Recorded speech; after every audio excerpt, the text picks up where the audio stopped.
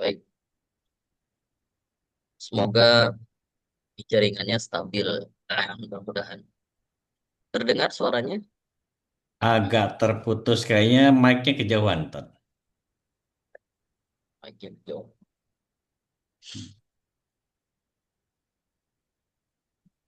Baik, Bismillah. Ya, lumayan, lumayan. Sudah. Bismillahirrahmanirrahim. Assalamualaikum warahmatullahi wabarakatuh. Waalaikumsalam warahmatullahi wabarakatuh. Alhamdulillahi Rabbil Alamin. Summa salatu wassalamu ala Sayyidina Muhammadin ibni Abdullah Mustafa Rasulillah miftahi babi rahmatillah adada ma fi ilmillah salatan wa salaman daimaini bidawami mulkillah wa ala alihi wa sahbihi wa mawalah amma ba'd. Subhanaka la ilma lana illa ma 'allamtana innaka antal alimul hakim. Rabbi syrah li sadri wa yassir li amri wahlul 'uqdatam min lisani yafqahu qawli. Qala Rasulullah sallallahu alaihi wasallam khairukum man ta'allama al-Qur'an wa 'allamah. Wa qala man salaka tariqan yaltamisu bihi 'ilma sahalallahu lahu bihi tariqan ila al-jannah. Atau kama qala Rasulullah sallallahu alaihi wasallam. Hamdan wa syukran lillah. Puji syukur kepada Allah Subhanahu wa taala.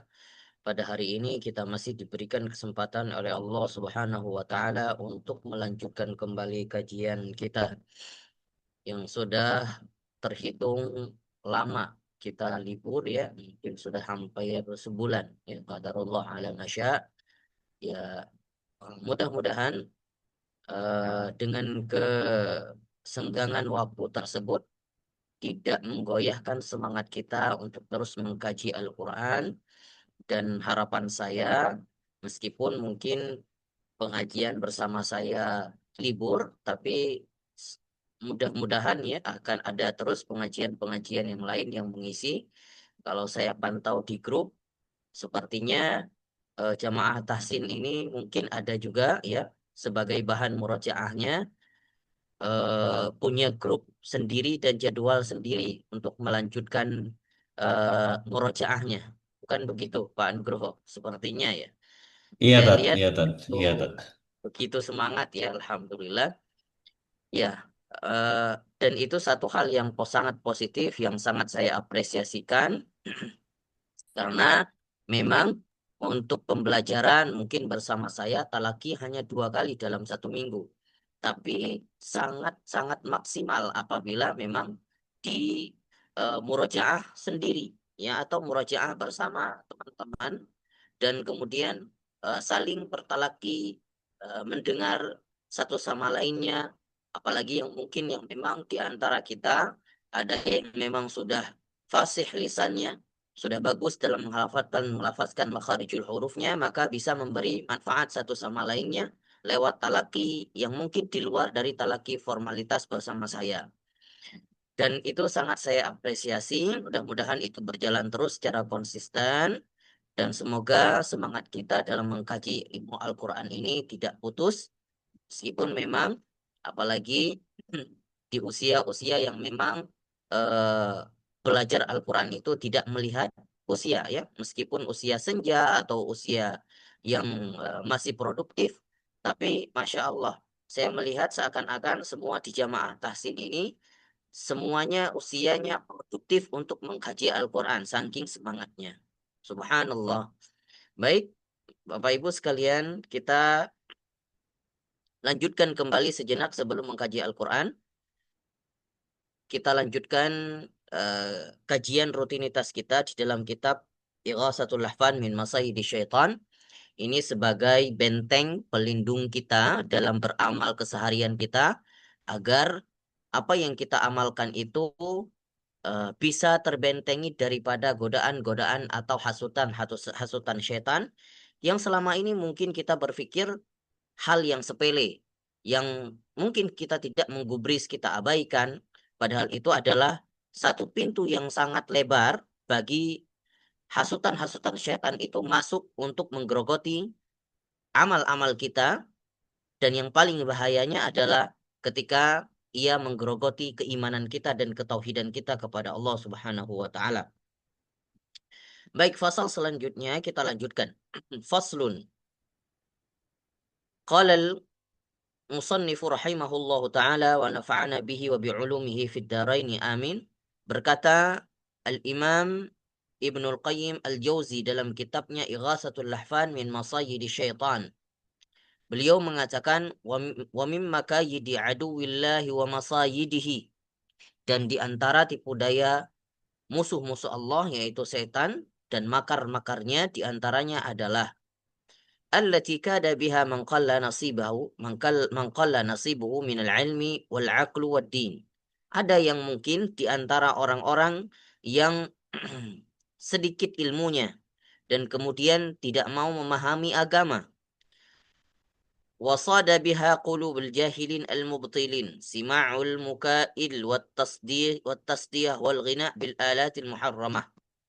Yaitu di antara hati-hati yang disusupi oleh setan itu terhadap orang-orang yang jahil yang tidak mau memperhatikan agama. Ini sangat keras, sangat tegas. Imam Ibnul Qayyim menyatakan di dalam kitabnya bahwa di antaranya adalah sima'ul muka'i wat tasdiyah, yaitu mendengar sesuatu yang melalaikan dengan tepuk tangan, wal ghina bil alatil muharramah, dan juga bernyanyi dengan alat-alat yang diharamkan.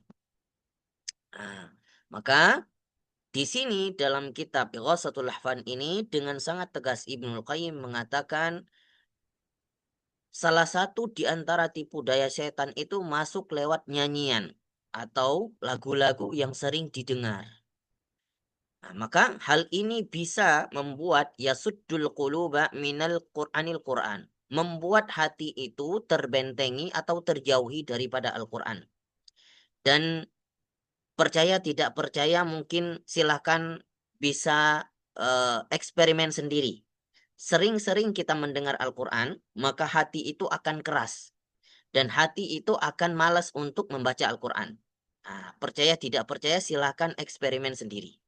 Dan kebanyakan jamaah-jamaah yang memang pernah ya eh, curhat kepada saya, memang mereka mengatakan demikian. Ya, banyak sekali memang kasusnya secara eksperimen, secara pengalaman juga orang yang sering mendengarkan musik, ya, mendengarkan lagu itu jarang tertarik untuk mendengarkan Al-Quran. Dan ini tidak akan bertemu. Pasti kontradiksi antara Al-Quran dan nyanyian. Apalagi zaman sekarang sudah dipadu, bahkan dikolaborasi nyanyian dengan Al-Quran. Ada yang ayat-ayat Al-Quran dibuat seperti nyanyian. Ini sebenarnya hal-hal yang kontradiktif, yang sifatnya kontradiktif, tidak akan bertemu antara Al-Quran dan nyanyian-nyanyian seperti itu. Itulah bagian daripada hasutan-hasutan setan yang mungkin mengatakan di antaranya ada hasutan yang mengatakan Al-Quran itu, mendengar musik itu bisa mendekatkan atau meluluhkan rasa, apalagi musik-musik religi bisa mendekatkan kepada Allah, kemudian bisa mendekatkan rasa cinta kepada Nabi melalui musik-musik religi. Dan saya sendiri jujur mengikuti dari beberapa pendapat-pendapat para ulama dan para guru-guru tidak setuju dengan hal ini. Ya, eh, dikarenakan memang banyak nanti akan dibahas apa sebenarnya hukum-hukum secara hukum fikihnya terkait dengan alat musik, terkait dengan nyanyian tersebut. Kemudian apa kata Imam Ibnul Qayyim? Qadaw hayatahum ladzatan wa turuban wattakhadhu dinahum lahwan wa la'iban. Mazamir asyayatin syaitan ahabbu ilaihim min istima'a suwaril Quran. Mereka itu orang-orang yang suka mendengar musik atau mendengar nyanyian atau bahkan mereka yang bernyanyi, mereka menjadikan kelezatan yang lain, kelezatan yang di luar daripada kelezatan yang hakiki. Mereka menjadikan agama mereka sebagai alat-alat permainan saja. Dan itulah nyanyian-nyanyian itu disebutkan oleh Imam Ibnul Qayyim sebagai mazamir asyaitan. Mazamir itu adalah serulingnya syaitan. Nah, dan dia menjadikan kecintaan kepada seruling-seruling itu atau alat-alat musik itu lebih gemar didengarkan daripada mendengarkan surat-surat Al-Quran. Lau sami'a ahadumul Quran min awwalihi ila akhiri lama harraka lahu sakinan. Kalau seandainya orang yang sudah menetapkan hatinya sering mendengar Al-Quran, pasti tidak akan tertarik untuk mendengarkan musik, pasti. Karena ini sesuatu yang sangat kontradiktif. Jadi nggak ada yang bertemu antara orang yang suka mendengar Al-Quran dengan orang yang suka mendengar musik, tidak akan bertemu. Wala az'aju lahu qatanan wala atharu fihi wajadan wala qadaha fihi min al-liwa'iji asyauq ila an-nari zandan hatta idza tula alaihim al-Qur'an asyaitan wa walaja mazmuruhu sam'ahu tafajjarat yanabi'al wajada min qalbihi ala ainaihi fajarat. Apa kata Imam Ibnul Qayyim? Kalau seandainya eh, alat musik itu atau nyanyian-nyanyian itu bisa membuat perasaan seseorang menjadi lunak atau mungkin bisa kita katakan nyanyian yang berbau religius gitu ya, atau nyanyian yang mengisahkan tentang cinta kepada Nabi atau mengisahkan rasul-rasul ala kulli hal tentang keagamaan. Kalau seandainya hal itu bisa melembutkan hati seseorang untuk bisa mencintai atau mendekatkan diri kepada Allah, kenapa? Kenapa tidak dengan Al-Quran? Jadi kalau kita mau deteksi diri kita sendiri, kalau mungkin mendengarkan sesuatu daripada musik-musik yang berbau religius, mungkin kita merasa terenyuh, merasa eh, ingin mendekatkan diri. Memang tidak ada salahnya ya. Mungkin ada saja hidayah Allah itu datang melalui berbagai media. Tapi kalau seandainya kita pertanyakan kenapa tidak hidayah itu dan hati kita itu lembut seperti mendengarkan lagu-lagu itu ketika kita mendengarkan Al-Quran atau ketika kita membaca Al-Quran. Kenapa saat membaca Al-Quran hati kita tidak tersentuh, air mata tidak terurai. Justru kalau mendengar lagu-lagu yang memang berbau melo-melo mungkin ya dengan gampang air mata itu jatuh. Tapi kenapa tidak dengan Al-Quran? Ini yang dipertanyakan. Kalau seandainya dengan Al-Quran sudah bisa, ya, orang yang hatinya lembut bukan karena alasan tidak mengetahui tidak mengetahui arti atau makna daripada yang dibacakan. Orang yang sudah hatinya lembut memang sudah harus didasari dengan ilmu dan mempelajari tafsir-tafsir atau makna-maknanya itu jauh lebih baik. Tapi secara secara eh, ilmu kesufian, orang yang sudah hatinya lembut, meskipun tidak mengetahui apa yang dibacanya secara makna Al-Quran, itu dapat menjadikan hatinya begitu tenang ketika mendengarkan Al-Quran dan membacakan Al-Quran, bahkan dengan gampang membuat seseorang itu berlinang air mata ketika membacakan Al-Quran. Bahkan hanya membaca mungkin surah Al-Fatihah, hanya membaca surah Al-Ikhlas yang familiar dibaca orang-orang, tapi ketika orang yang hatinya sudah lembut, bisa saja dengan surah-surah yang familiar itu bisa membuat hatinya begitu tentram dan membuat dia menangis. Apa kata Imam Ibnu Qayyim? Faya ayyuhal fatinil maftun. Bagi orang-orang, ini sapaan bagi orang-orang yang suka mendengar musik. Begitu tegas Imam Ibnu Qayyim mengatakan, wahai orang-orang yang terfitnah dan yang sangat difitnah, ya. Wal ba'i'u hadzahu minallahi min binasibihi minasyaitan. Orang yang menjual agamanya karena kepentingan untuk mengikuti jejak setan. Safaqata khasirin mabghun, yang mempunyai kerugian yang luar biasa. Apa katanya? Halla kanat hadhil asyan 'inda sima'ul Qur'an. Kenapa tidak menjadikan dirimu itu terenyuh dan menjadikan air matamu mengalir ketika mendengarkan Al-Quran? Wahadhil adwaqul mawajid 'indal qiraatil Qur'anil Majid. Kenapa perasaanmu tidak tersentuh ketika engkau membacakan Al-Quran? Ini sapaan daripada Imam Ibnul Qayyim yang mungkin memantik. Ya, kalau seandainya daripada musik-musik itu bisa menjadikan hati kita lembut dan bisa menjadikan air mata kita berlinang, loh kenapa tidak dengan Al-Quran? Oke. Kemudian Imam Ibnul Qayyim ini menjelaskan secara rinci terkait dengan hukum-hukum. Faraitu an فرأيت أن أوضح الحق وأكشف عن شبه أهل الباطل بالحجج التي تضمنها كتاب الله. Dan kata Imam Ibnul Qayyim, dan aku banyak melihat ada orang-orang yang membenarkan hal yang batil.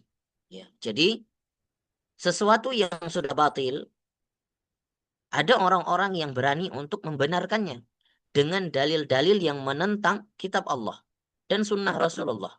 Dan juga beberapa pendapat para ulama yang sudah termaktub di dalam beberapa kitab-kitab fikih. Sebagiannya diungkapkan oleh Imam Ibnul Qayyim. Tsumma qala amma Malik. Adapun pendapat Imam Malik, ini kita perhatikan dengan seksama. Bagaimana hukum terkait dengan musik ini? Apakah ada eh, beberapa ulama yang membolehkannya? Nah, ini ya, kita akan melihat. Tsumma qala amma Malik fa innahu naha 'anil ghina wa 'an istima'ihi. Kalau pendapat Imam Malik dengan tegas dilarang bernyanyi dan juga mendengarkan nyanyian musik. Wa qala idza ishtara jariyah fawajadaha mughniyah kana lahu ayyaraddaha bil aib. Kalau seandainya ada seseorang yang membeli seorang budak, ya, dan budaknya itu sebagai penyanyi, kalau mungkin zaman kita apa, biduan ya, sebagai penyanyi, budaknya perempuan itu sebagai penyanyi, maka dikatakan haram untuk dibeli. Dan kalaupun dibeli, maka dia telah membeli budak yang cacat. Wasa'ala Malik rahimahullah amma yurakhasu fihi ahlul Madinah minal ghina. Dan ditanyakan kepada Malik, apa sih sebenarnya ya di antara ahlul Madinah, karena Imam Malik ini dulu mengajar di Madinah. Maka ditanyakan apa sih sebenarnya alat musik yang paling ringan, ya? Atau bagaimana hukum yang dihukumi bagi orang yang mungkin tidak sering bernyanyi tapi pernah bernyanyi atau melantunkan syair-syair dengan nyanyian itu. Kata Imam Malik apa? Innama yaf'aluhu indanal fusaq. Orang-orang yang melakukan itu di antara kami, penduduk Madinah ini, itu adalah orang yang fasik. Nah, itu seakan-akan Imam Malik mengatakan apa? Yang paling ringan saja hukumnya itu dihukumi dengan fasik. Yang paling ringan. Qala wa amma Abu Hanifah. Adapun Imam Abu Hanifah mengatakan apa? Fa innahu yakrahul ghina wa yaj'aluhu minadz-dzunub. Nah, ini Abu Hanifah lebih ekstrim lagi. Beliau mengatakan, ini nyanyian itu, nyanyian itu dosa besar. Dosa besar. Nah, ini kalau pendapat Imam Abu Hanifah atau kita kenal dengan Imam Hanafi. Nah, begitu juga Ahlul Kufah. Artinya yang mengikuti mazhabnya Imam Abu Hanifah seperti Abu Sufyan, Hamad, Imam Ibrahim, dan Imam Sya'bi itu mengatakan tidak ada perbedaan pendapat, sepakat semuanya mengatakan dosa besar ketika mendengarkan atau bernyanyi. Qultu mazhab Abi Hanifah fi dzalika min asyaddil mazhab. Kata Imam Ibnul Qayyim saja, beliau mengomentari bahwa pendapat Imam Abu Hanifah ini pendapat yang paling ekstrim. Ya, sampai mengatakan kalau seandainya ada seorang pemimpin, ya, yang memperhatikan ada orang yang senang bermain musik, maka harus dihukum dan dirajam, bahkan harus dipenjarakan. Nah, ini kalau pendapatnya Imam Abu Hanifah.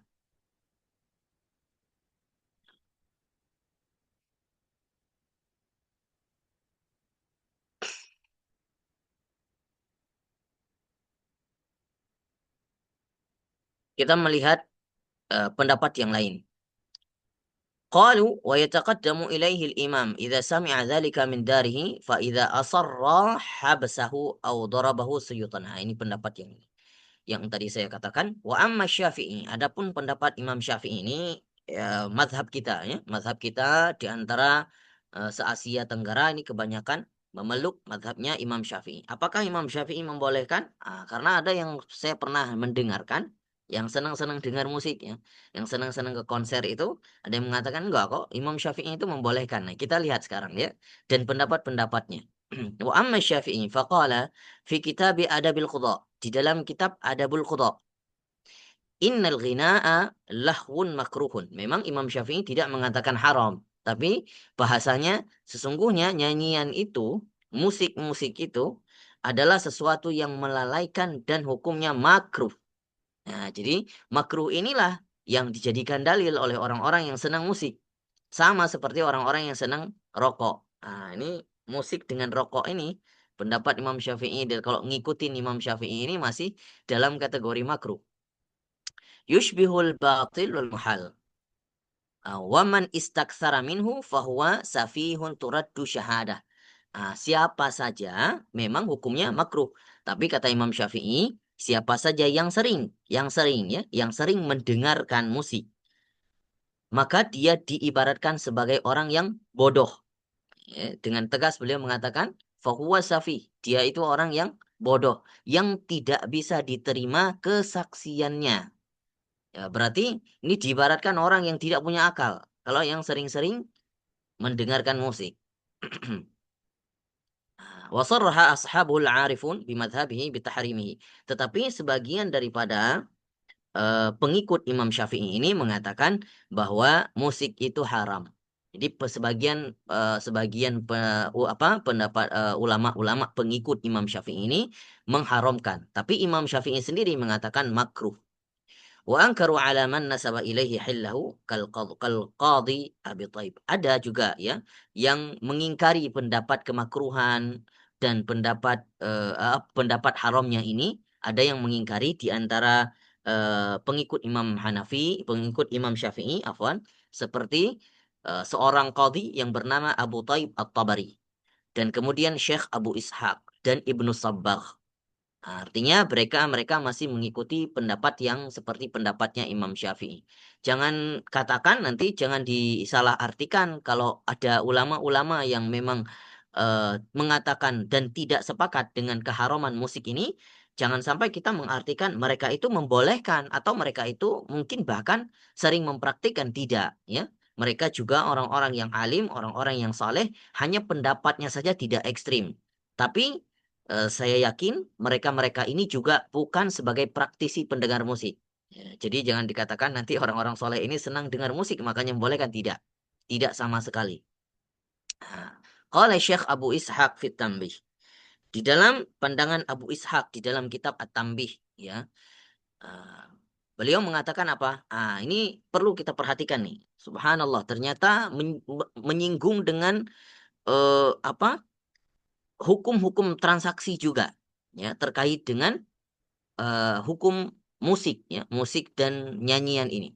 Al-ijarah ala manfa'ah muharramah kal ghina waz zamar wa hamlul khamar wa lam yudhkar fihi khilafan.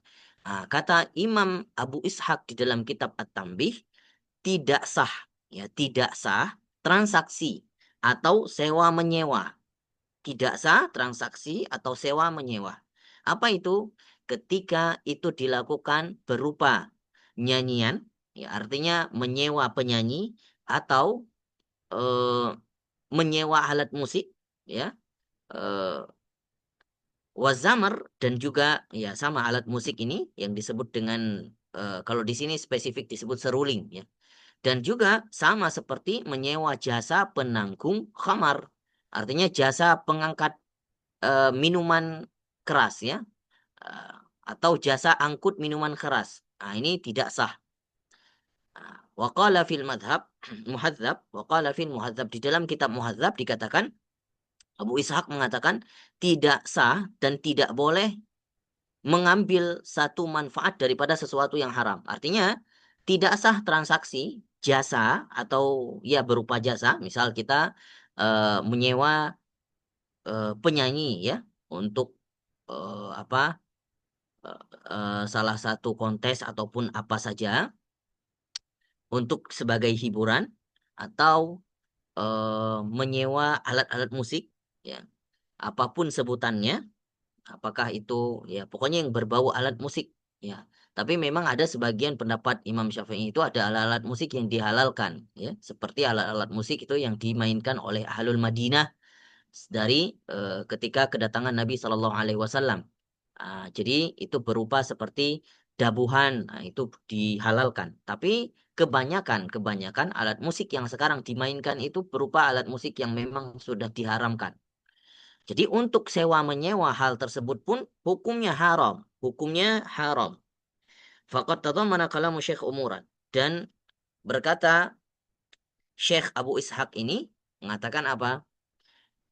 Salah satunya manfaat daripada nyanyian itu tidak ada manfaatnya dan bahkan hukumnya haram.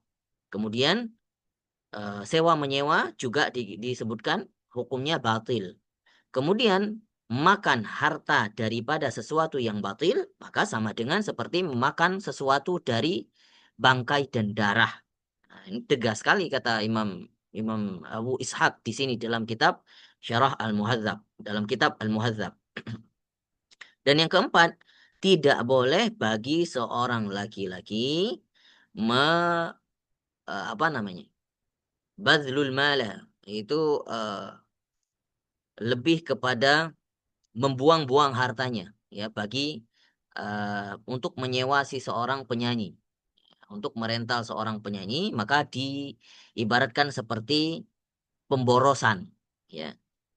Dan kemudian alat musiknya juga diibaratkan haram hukumnya. Nah, ini hukum-hukum yang berkenaan dengan alat musik atau penyanyi. Ya, tapi secara secara spesifik nanti disebut dengan pembagian yang kedua ada bagikan hukumnya di share oleh Imam Ibnul Qayyim ini melalui beberapa kitab-kitab seperti Abu Zakaria An-Nawawi. Ini semua kitab-kitab yang kita bacakan tadi, yang barusan saya katakan, itu adalah kitab-kitab yang rujukannya kepada Imam Syafi'i, mazhabnya Imam Syafi'i. Jadi jangan sampai kita katakan Imam Syafi'i itu terlalu terlalu banyak toleransi terkait dengan alat musik, tidak. Karena banyak pengikut-pengikut Imam Syafi'i itu menulis di dalam kitab-kitabnya tentang keharaman alat-alat musik. Mereka juga termasuk ulama-ulama yang strikt terkait dengan alat musik. Nah, insya Allah akan kita bahas lanjutannya nanti di dalam kitab Imam Zakaria An-Nawawi, atau disebut dengan Imam An-Nawawi dalam kitab Raudhahnya. Bagaimana kelanjutannya insya Allah akan kita lanjutkan di pertemuan Jumat malam insya Allah. Barakallahu fikum, semoga bermanfaat apa yang kita pelajari pada malam hari ini, pada kepada saya khususnya, saya sendiri dan juga kepada kita semua pada umumnya. Barakallahu fikum. Wallahu a'la bisawab. Kita Baik, lanjutkan ke sesi talaki. Insya Allah yang talaki hari ini akhwat. yang akhwat ya. Kalau Akhwat. ada yang ingin ditanyakan atau didiskusikan nanti langsung di grup biar kita diskusi Ya, bersama. silakan aja. Barakallahu fikum. Baik. Um,